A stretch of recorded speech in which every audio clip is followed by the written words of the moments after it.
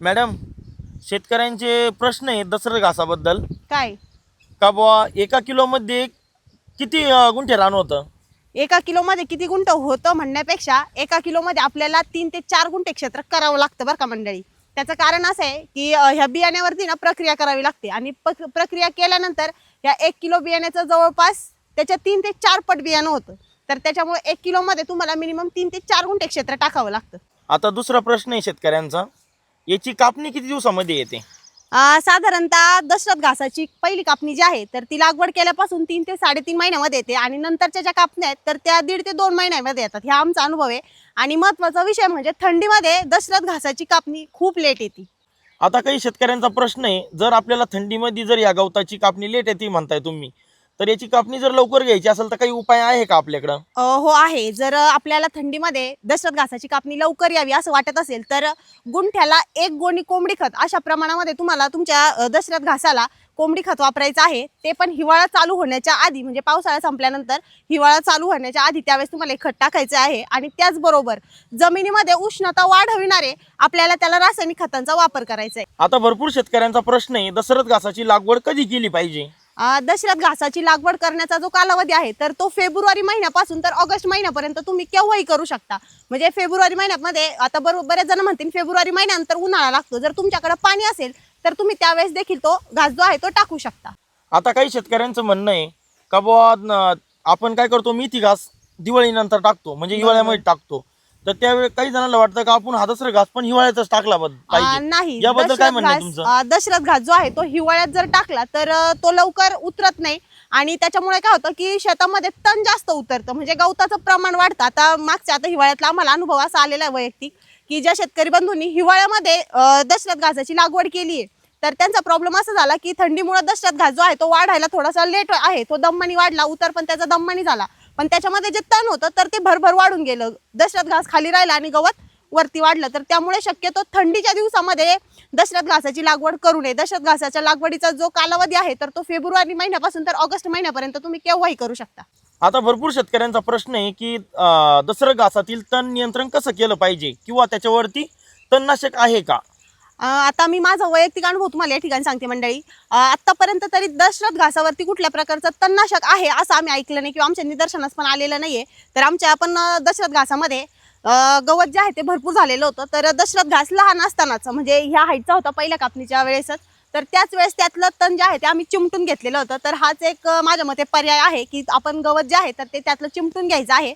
आणि महत्त्वाचा विषय म्हणजे जर तुम्ही थंडीमध्ये लागवड केली नाही तर तणाचा जास्त काही प्रॉब्लेम येणार नाही, कारण गवत जे आहे ते इतर वातावरणामध्ये चांगलं वाटतं, थंडीमध्ये ते दममानी वाढतं आणि त्यामुळे तण जे आहे ते लवकर भरभर वाढून येतं. मॅडम, आता हे ज्यावेळेस आपल्या शेतकऱ्यांचा फोन येतो, आपण त्यांना सांगतो का दशरथ घास बियाणं हे शेळी पालनासाठी स्पेशल आहे, हो. त्यावेळेस काही शेतकरी प्रश्न करतात आपल्याला की गायांसाठी चालन का? तर त्याबद्दल तुमचं काय म्हणणं आहे? आता गायांसाठी चालन का म्हणण्यापेक्षा आता एका गाईला जेवढा चारा लागतो ना मंडळी तर तेवढ्या याच्यामध्ये आपण 10 शेळ्या सांभाळू शकतो. तर हा फरक आहे. हा दशरथ घास जो आहे हा पुरवठी पडणार नाही गाईंना. आता कॉलवरती बोलताना मला बऱ्याच जणांचा असा पण प्रश्न आला की ताई तुम्ही म्हणता पुरवठी पडणार नाही, तर मेथी घास बरा पुरवठी पडतो. मेथी घास जो आहे तो कमी हाईटचा आहे, त्या तुलनेमध्ये दशरथ घास उंच वाढतो, तरी पण तुम्ही म्हणता पुरवठी कसा पडणार नाही. तर ही पण शंका मी तुमच्या ठिकाणी दूर करते. मंडळी, कसं आहे माहिती का, मेथी घास जो आहे तो आपण साधारणतः हिवाळ्यामध्ये टाकतो आणि टाकल्यानंतर मेथी घासाची कापणी जी आहे तर ती 1.25 महिन्यात, म्हणजे 40 दिवसामध्ये येते. 30 ते 40 दिवसामध्ये पहिली कापणी येते मेथी घासाची. आणि नंतरच्या ज्या कापण्या आहेत तर त्या आपल्या रेग्युलरली वातावरण कसंही असो 21 ते 28 दिवस या दिवसामध्ये नंतरच्या कापण्या येऊन जातात. दशरथ घासाची टाकल्यापासून पहिली कापणी जी आहे तर ती 90 ते 100 दिवसामध्ये, नंतरच्या ज्या दशरथ घासाच्या कापण्या आहेत ना तर त्या 50 ते 60 दिवसामध्ये येतात, म्हणजे 1.5 ते 2 महिन्यामध्ये येतात. तर हा फरक आहे. आणि त्याचबरोबर थंडीमध्ये आपला मेथी घास जो आहे तो चांगल्या प्रकारे वाढतो, त्याची कापणी व्यवस्थित वेळेवरती येते. आणि दशरथ घासाचा जो चाऱ्याचा वाढीचा प्रॉब्लेम आहे तर हा खास थंडीमध्येच येतो. आणि आपल्या सर्व शेतकरी बंधूंना सगळ्यात जास्त चाऱ्याची अडचण येते ती म्हणजे थंडीमध्ये, हिवाळ्यामध्ये. तर त्याच्यामुळे दशरथ घास जो आहे तो मेथी घासाच्या तुलनेमध्ये गायांना पुरवठी पडत. ह्या सगळ्या गोष्टींमुळे, ह्या सगळ्या कारणांमुळे आम्ही शक्यतो दशरथ घास जो आहे तो फक्त शेळ्यांना सजेस्ट करतो. जनावरांना म्हणजे गाईंना म्हशींना घालण्यासाठी आम्ही तो सजेस्ट करत नाही. पण बाकी ज्याची त्याची मर्जी असते. प्रत्येक जण म्हणतो आम्हाला अनुभव घेऊन बघायचा आहे, आम्ही या सगळ्या गोष्टींची त्यांना कल्पना देऊन त्यानंतरच आम्ही त्यांना दशरथ घासाचं बियाणं जे आहे ते देत असतो. मॅडम, आता दशरथ घासाबद्दल आपला शेवटचा प्रश्न आहे, याचा खत व्यवस्थापनाबद्दल काय सांगाल तुम्ही शेतकऱ्यांना? शेतकरी मंडळी कसं आहे माहिती का, खत व्यवस्थापन करण्यासाठी दशरथ घासाच्या प्रत्येक कटिंग नंतर तुम्हाला कुठल्याही प्रकारचं मिश्राचं NPK खत त्याला घालायचं आहे. त्यानंतर थंडीमध्ये आणि पावसाळ्यामध्ये तुम्हाला आवर्जून त्याला कोंबडी खत घालायचं आहे, जेणेकरून उष्णता त्यातली जमिनीतली उष्णता वाढून आपला दशरथ घास जो आहे तो चांगल्या प्रकारे फुटवा करेल, चांगल्या प्रकारे वाढेल. आणि उन्हाळा चालू होण्याच्या अगोदर म्हणजे हिवाळ्याच्या शेवटी आपल्याला त्याला कुजलेलं शेणखत आहे, त्याचबरोबर लेंडी खत आहे, ही सगळी खतं आपल्याला त्याला टाकायची आहेत. मॅडम आता एक प्रश्न शेवटचा प्रश्न मॅडम, हा बोला. हा दसरा घास किती वर्ष चालतो? किती वर्ष चालतो तो तुम्ही किती वर्षात चालवता याच्यावरती अवलंबून आहे. जसं की मी याच्या आधीच्या प्रश्नाचं उत्तर तुम्हाला सांगितलं की आपल्याला खत व्यवस्थापन करणं गरजेचं आहे.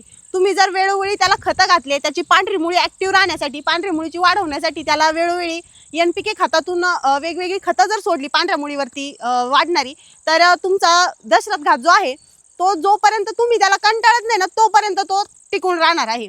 एक वेळ तुम्ही दशरथ घासाला कंटाळता पण दशरथ घास तुम्हाला कंटाळणार नाही. मॅडम खरंच खूप छान मार्गदर्शन केलंय तुम्ही दशरथ घासाबद्दल. ज्या पण शेतकऱ्यांच्या शंका होत्या त्या पण तुम्ही दूर केल्या. आणि यातून जर काही शंका राहिल्या असतील मंडळी तर कमेंटमध्ये टाका, आम्ही त्याच्यावरती व्हिडिओमध्ये नक्कीच त्या शंकांचं तुमच्या निरसन केलं जाईल. आणि धन्यवाद. तुम्हाला मॅडम विचारा ना, तुम्हाला व्हिडिओ कसा वाटला, काय वाटला विचारा. मंडळी तुम्हाला व्हिडिओ कसा वाटला मला कमेंट करून नक्की सांगा. जर आवडला असेल तर व्हिडिओला लाईक, कमेंट्स आणि शेअर करायला विसरू नका. तसंच दशरथ घासाबद्दल तुम्हाला अजून काही प्रश्न असतील तर नक्की मला कमेंट बॉक्समध्ये टाका ह्या व्हिडिओच्या, तर मी तुम्हाला त्या कमेंटवरती नक्कीच पुढचा व्हिडिओ बनवण्याचा प्रयत्न करेल. धन्यवाद. मॅडम आता व्हिडिओ कुठे येणार आहे? हा व्हिडिओ आपला इंस्टाग्रामवरती येणार आहे, फेसबुकवरती येणार आहे, तसंच तृप्ती फार्मर YouTube चॅनलवरती पण येणार आहे. Okay, thank you madam. धन्यवाद.